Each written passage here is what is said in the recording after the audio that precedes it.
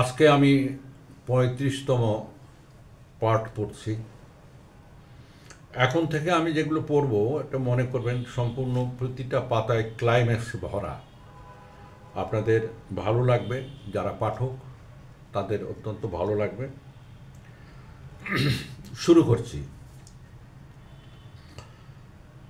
একের পর এক অভিনন্দন বার্তা আসতে থাকে সরাসরি প্রশাসনের পক্ষ থেকে। তখন জেনারেল জিয়াউর রহমান কোনো রাজনৈতিক দল গঠন করেননি। তৎকালীন নওগাঁ পৌরসভার চেয়ারম্যান A.K.M. মোর্শেদ একদিন আমাদের বাড়িতে, গ্রামের বাড়িতে বেড়াতে আসেন। আমি তার নাম শুনেছি অনেক আগে থেকেই। তার সাথে রাজনৈতিক বিষয়ে আলাপও হয় আমার। আমাকে নওগাঁ অডিটোরিয়াম আসতে বললেন। আমি যথাসময়ে সেখানে উপস্থিত হই। তখনকার আমলে ত্রাণমন্ত্রী ইমরান আলীর সরকারসহ অনেকেই জাতীয় গণতান্ত্রিক দল, জাগাও দলের নামে জিয়াউর রহমান একটা রাজনৈতিক দল করবেন বলে রেডিওতে শোনা যাচ্ছিল।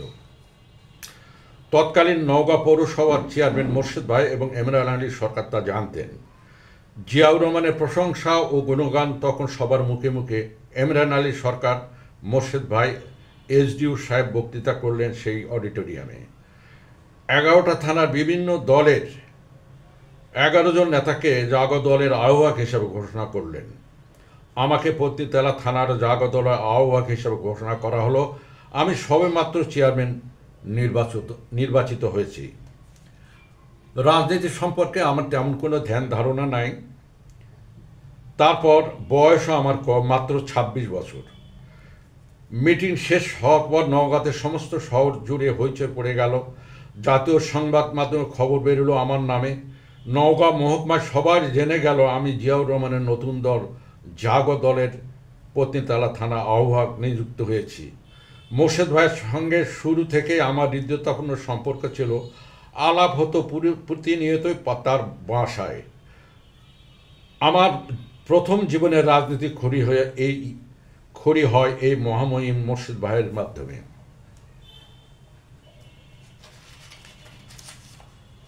তার কাছে শিখেছি রাজনীতির কথাবার্তা, জ্ঞান, বক্তৃতা আর শিষ্টাচার। তিনি রাজশাহী অঞ্চলে একজন প্রথম সারির রাজনৈতিক নেতা ছিলেন, একজন অনলবর্ষী বক্তা ছিলেন। আমার দৃষ্টিতে তিনিই তখন ছিলেন এলাকার শ্রেষ্ঠ রাজনৈতিক ব্যক্তিত্ব। তারপর নওগাঁ 3 বার পৌরসভার চেয়ারম্যান ছিলেন এবং এমপিও হয়েছিলেন। সুনামের সঙ্গে দায়িত্ব পালন করেছেন। জনকল্যাণে তার অবদান অনস্বীকার্য। এই মহৎ প্রাণ মানুষটির সশ্রদ্ধ অভিবাদন। আমি তখন নওগাঁ থেকে ফিরে এসে পরিচিত কয়েকজনের সঙ্গে জাগো দল গঠন নিয়ে আলোচনা শুরু করি। গ্রামীণ জনপথের মানুষ হলেও দীর্ঘ সময় এলাকার বাইরে থাকায় আমাকে অনেকে চিনত না।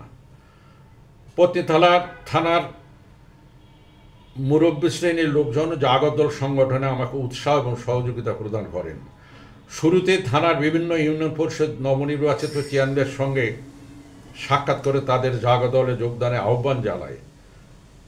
কিন্তু নজিপুর ইউনিয়নের চেয়ারম্যান কাজী আব্দুল মজিদ সাহেব এবং পত্নীতলা ইউনিয়নের চেয়ারম্যান ইসহাক হোসেন জাগো দলে যোগদান করতে আপত্তি জানান, কারণ ওনারা করতেন আওয়ামী লীগ। বাদবাকি সব ইউনিয়নের চেয়ারম্যান আমার আহ্বানে সাড়া দেন।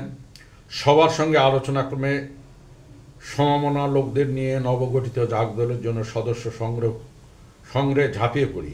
এভাবে পত্নীতলা থানার শুরু হয় জিয়াউর রহমানের জাগো দলের যাত্রা।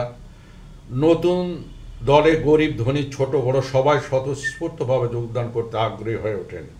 আমি কৃষ্ণপুর ইউনিয়নের চেয়ারম্যান হিসাবে 1976 সালের 25শে এপ্রিল দায়িত্ব গ্রহণ করি। 5 বছর মেয়াদের জন্য নির্বাচিত হলেও জিয়া হত্যার পর জেনারেল এরশাদের ক্ষমতা দখলের কারণে দেশের সকল ধরনের নির্বাচন বন্ধ করে দেওয়া হয়। ফলে আমার 5 বছর মেয়াদ গিয়ে ঠেকে 8 বছর 7 মাস 26 দিনে। অর্থাৎ আমি 1984 সালে 1 মার্চ চেয়ারম্যানের দায়িত্ব নবনির্বাচিত চেয়ারম্যান ফয়জুল হক চৌধুরীর কাছে হস্তান্তর করি। প্রসঙ্গত বলতে হয় আমি দ্বিতীয় মেয়াদে আর চেয়ারম্যান নির্বাচন করিনি। কারণ আমি তখন জাতীয় সংসদ নির্বাচনে অংশগ্রহণে আগ্রহী ছিলাম। চেয়ারম্যানের দায়িত্ব পেয়ে আমি ইউনিয়নের উন্নয়ন কাজ এবং গরিব মানুষ কল্যাণে বেশ কিছু চ্যালেঞ্জিং পদক্ষেপ নেই এবং জনগণের সহযোগিতায় শতভাগ সাফল্য লাভ করি। আমার এই চ্যালেঞ্জিং পদক্ষেপ শুরুটা ছিল বিভিন্ন গ্রামে 950 একর চাষযোগ্য খাস জমি এবং বেশ কিছু খাস পুকুর সমিতির মাধ্যমে গরিব মানুষের মধ্যে লিজ দেওয়া। স্বল্প সময়ে খাস জমি এবং খাস পুকুর লিজ বা বরাদ্দ দিতে আমি সক্ষম হই। এই কাজে আমাকে সহযোগিতা করেন পরিষদের সম্মানিত সদস্য এবং গণ্যমান্য ব্যক্তিবর্গ। আর দাপ্তরিক কাজে রাত দিন শ্রম দিতেন আমার ইউনিয়নের পরিষদের অভিজ্ঞ সচিব সাখাওয়াত হোসেন। বেশ হাস্যরসিক এবং কর্তব্যপরায়ণ মানুষ ছিলেন সাখাওয়াত। ইউনিয়ন অফিসে সারা দিনই মানুষের ভিড় লেগে থাকতো। আমি উচ্চ শিক্ষিত, তবে ঘুষ খাই কি না মানুষের মধ্যে এমন ধরনের কানাঘুষাও ছিল। এসব কথা আমার কানে আসার পর জনমন থেকে সন্দেহ দূর করার লক্ষ্যে আমি ইউনিয়ন পরিষদ কার্যালয়ে প্রাঙ্গণে একটি সমাবেশের আয়োজন করি। সমাবেশে দ্ব্যর্থহীন কণ্ঠে ঘোষণা করি, আমি ঘুষ খাই না এবং আমার নামে যদি পরিষদের কেউ ঘুষ দাবি করলে আপনার তার বিরুদ্ধে আমার কাছে সরাসরি অভিযোগ করবেন। ঘুষের বিরুদ্ধে আমার এই কঠোর মনোভাব দেখে উপস্থিত জনতা বলল, বাপের বেটা, এমন কথা তো এর আগে আমরা শুনিনি। কেউ কেউ মন্তব্য করলো, যাক বাবা, এতদিন পর আমার একজন সৎ ভদ্র ছেলেকে আমরা চেয়ারম্যান হিসেবে পেলাম। চেয়ারম্যানের দায়িত্ব গ্রহণের পর আমি আমার নিজের জোট জমা দেখাশোনা এবং মাছ চাষে উদ্যোগী হই। আমার একটা বিশাল দিঘি আছে যার আয়তন 8 একর 10%। সেটি সংস্কার করে সেখানে রুই, মৃগেল, কাতলা মাছের চাষ শুরু করি। এছাড়া গরু ছাগল প্রতিপালনের কাজের লোকজনকে প্রয়োজনীয় দিক নির্দেশনা দেওয়া আমার রোজকার রুটিনে পরিণত হয়, যেমন আমার বাবা করেছিলেন। হ্যাঁ, হ্যালো, ঠিক আছে, না না ঠিক আছে। 1977 সালের কথা। পত্নীতলা থানার সার্কেল অফিসার, বর্তমানে উপজেলা নির্বাহী অফিসার, একদিন তিনি চিঠি দিয়ে জানালেন এসডিও এবং এসডিপিও থানার সমস্ত ইউনিয়নের চেয়ারম্যানদের সঙ্গে বৈঠক করবেন। নির্ধারিত বৈঠকে আমরা 11 জন চেয়ারম্যান উপস্থিত ছিলাম। বৈঠকে গণ্যমান্য ব্যক্তিবর্গের মধ্যে উপস্থিত ছিলেন নওগাঁ পৌরসভার চেয়ারম্যান AKM মোর্শেদ, নজিবুর নতুন কলেজের প্রতিষ্ঠাতা অধ্যক্ষ মোহাম্মদ ময়েজউদ্দিন, সম্পর্কে তিনি আমার খালু হন, স্থানীয় ডাক্তার আব্দুল মজিদ প্রমুখ। বৈঠকে এসডিও জানালেন আগামী 15 জানুয়ারি প্রেসিডেন্ট জিয়াউর রহমান নজিপুরে আসবেন। জনসভার স্থান নির্ধারণ করতে হবে এবং ব্যাপক প্রচার প্রচারণা জননির্বাচিত চেয়ারম্যানদের উপরই থাকবে। মিটিং শেষে আমি প্রিন্সিপাল ময়েজউদ্দিন, কাজী আব্দুল মজিদ, ইসহাক হোসেন এবং আব্দুস সামাদ চৌধুরী সঙ্গে বৈঠক করে একটি পরিকল্পনা প্রণয়ন করি। জনসভা সফল করার জন্য চেয়ারম্যানদের উদ্যোগে ব্যাপক প্রচারণা চালানো হলো। প্রেসিডেন্ট জিয়াউর রহমান নজিবুর আসার কথা শুনে এলাকার লোকজন অতি উৎসাহের দিনক্ষণ গণনা শুরু করলো। জনসভার স্থান নির্ধারণ করা হলো বিশাল আকৃতির একটা পরিত্যক্ত ধানক্ষেত। জনসভার স্থান নির্ধারণ করা হলো বিশাল আকৃতির একটা পরিত্যক্ত ধানক্ষেত। কিছুদিন আগে এই ক্ষেতের ধান কাটা শেষ হয়েছে। প্রশাসনের নির্দেশনা ওই মাঠে একটা বড় বক্তৃতা মঞ্চ তৈরি করা হলো, কিন্তু জনসভার দিন লোক সমাগম দেখে মনে হলো এই বিশাল ধানক্ষেত বা মাঠেও স্থান সংকলন হবে না। এদিকে প্রেসিডেন্ট জিয়ার পত্নীতলা আগমন উপলক্ষে আমি স্থানীয় কলেজের বাংলা শিক্ষক সাইফুল ইসলামকে দিয়ে একটা মানপত্র লিখিয়ে নিই। এসডিও অফিস থেকে আমাকে জনসভার কার্যক্রম পরিচালনার দায়িত্ব দেওয়া হয়। প্রিন্সিপাল ময়েজউদ্দিন মানপত্র পাঠ করেন। যথাসময়ে প্রেসিডেন্ট জিয়াউর রহমান এলেন। মাঠ তখন কানায় কানায় পূর্ণ, তিল ধরনের জায়গা নাই, কম হলে 1.5 লক্ষাধিক মানুষের সমাগম হয়েছে। স্থানীয় জনগণের স্বতঃস্ফূর্ততা দেখে প্রেসিডেন্ট জিয়াউর রহমান খুব খুশি হয়েছিলেন, যা আমরা তার হাসি মুখ দেখে বুঝতে পারলাম। জনসভার শেষে তিনি আয়োজকদের ধন্যবাদ জানিয়ে পত্নীতলা থেকে হেলিকপ্টার যুগে বিদায় নিলেন। পত্নীতলা জনসভার পর স্থানীয় মানুষের মধ্যে জিয়ার নবগঠিত জাগদল নিয়ে ব্যাপক আগ্রহ সৃষ্টি হয়। আমরাও জনগণের নেতিবাচক মনোভাব দেখে জাগদল সম্পর্কে সর্বশক্তি নিয়োগ করি।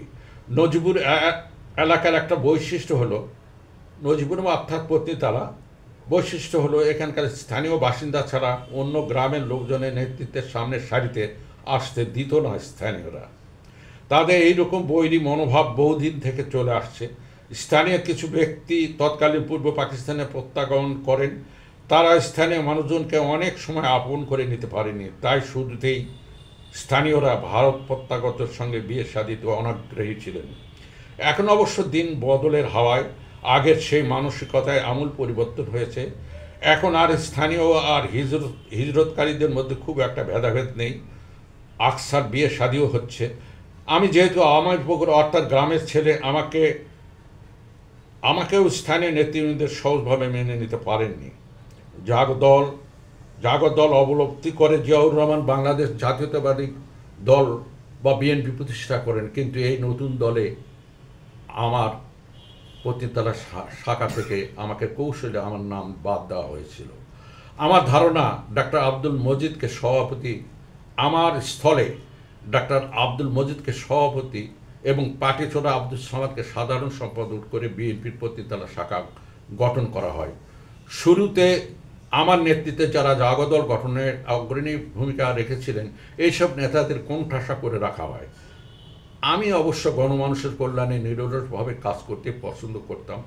আমার ধ্যান ধারণা চিন্তা চেতনার পুরোটা জুড়েই ছিল আমার ইউনিয়ন বা থানাবাসীর সার্বিক কল্যাণ। একটি ঘটনা এখন আমার মানুষ পটের ছবির মতো ভাসে। চাষাবাদ, আমার নিজস্ব চাষাবাদের জন্য হালের বলদ কিনতে হাটের দিকে রওনা হওয়ার প্রস্তুতি নিয়েছি। ইউনিয়ন অফিসের সুলতান দফাদার আমার সঙ্গে ছিল। এমন সময় ডাক পিয়ন একটা চিঠি নিয়ে আসে। চিঠি পড়ে দেখি বাংলাদেশের সমস্ত চেয়ারম্যানকে ঢাকায় পাঠিয়েছেন প্রেসিডেন্ট জিয়াউর রহমান। পাঠানোর কথা বলেছেন জিয়াউর রহমান। আমি নির্ধারিত দিনের সম্মেলনস্থল ঢাকা শাহবাগ পাবলিক লাইব্রেরিতে প্রাঙ্গণে উপস্থিত হই। সেই কি আলাহি কাণ্ড! বিশাল প্যান্ডেল তৈরি করা হয়েছে পাবলিক লাইব্রেরি প্রাঙ্গণ জুড়ে। সারা দেশের 24টি জেলার ইউনিয়ন পরিষদের চেয়ারম্যান, প্রায় 4000 চেয়ারম্যান উপস্থিত হয়েছিলেন সম্মেলন স্থলে। প্রেসিডেন্ট জিয়া চেয়ারম্যানদের উদ্দেশ্যে বক্তৃতায় ঘোষণা করলেন, আমি আপনাদের বিদেশে ট্রেনিংয়ের জন্য পাঠাবো। প্রথমে 24 জন যাবেন, তারপর পর্যায়ক্রমে আরও পাঠাবো। জিয়াউর রহমানের ঘোষণা শুনে আমার মধ্যে একটা ভাবান্তরের সৃষ্টি হলো। আমি মনে মনে চিন্তা করলাম, এই প্রথম 24 জনের মধ্যে আমি কি সুযোগ পাব? সরকারি খরচে প্রশিক্ষণের জন্য বিদেশ যাওয়ার এক দুর্লভ সুযোগ। সে সময় বিদেশে প্রশিক্ষণে যাওয়াটা ছিল সত্যিকার অর্থে ভাগ্যের ব্যাপার।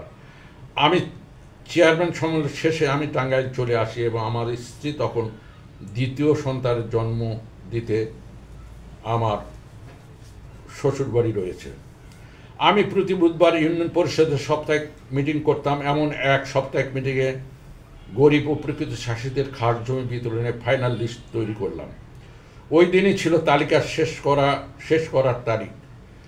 ইউনিয়ন পরিষদের প্রচুর লোকের সমাগম। এমন সময় ডাক পেলেন, আবারও আমার নামে একটা চিঠি নিয়ে এলো। চিঠি খুলে দেখি বৃহত্তর জেলার চেয়ারম্যানদের মধ্যে আমাকে থাইল্যান্ড শিক্ষা সফরের জন্য মনোনীত করা হয়েছে। চিঠিটা পড়ে আমার সচিবকে দিলাম। তিনি পরিষদের সমস্ত সদস্যকে এই সুখবরটি জানালেন। খবর শুনে সবাই খুশি হলেন। এ খবর 1 কান 2 কান করে সমস্ত এলাকায় অর্থাৎ পত্নীতলায় ছড়িয়ে পড়ল। পত্নীতলা থানার অন্যান্য ইউনিয়ন চেয়ারম্যানও বিষয়টি জানলেন। শুধু আকবরপুর চেয়ারম্যান জনাব আব্দুল সামাদ চৌধুরী খুশি হতে পারলেন না। পরে শুনেছি তিনি ঢাকার মিটিং শেষে ঊর্ধ্বতন নেতাদের সাথে বিদেশ যাওয়ার জন্য তদবির করেছিলেন। তিনি শতভাগ আশ্বাসও পেয়েছিলেন। আমি শুধু ভেবেছিলাম মাত্র, কারো কাছে বলিনি। কারণ আমি বুঝেছিলাম জিয়াউর রহমান ছাড়া আর এই সিদ্ধান্ত নিতে পারবেন না কেউ। তার কাছে পৌঁছানো এবং সুপারিশ করা অত্যন্ত জটিল। আমি জানি প্রেসিডেন্ট জিয়া সেনাবাহিনীর প্রধান এবং দেশের সর্বোচ্চ ক্ষমতার অধিকারী। সুপারিশ করা তো দূরের কথা, তার আত্মীয় স্বজন কেউ তার ধারে কাছে যেতে পারে না।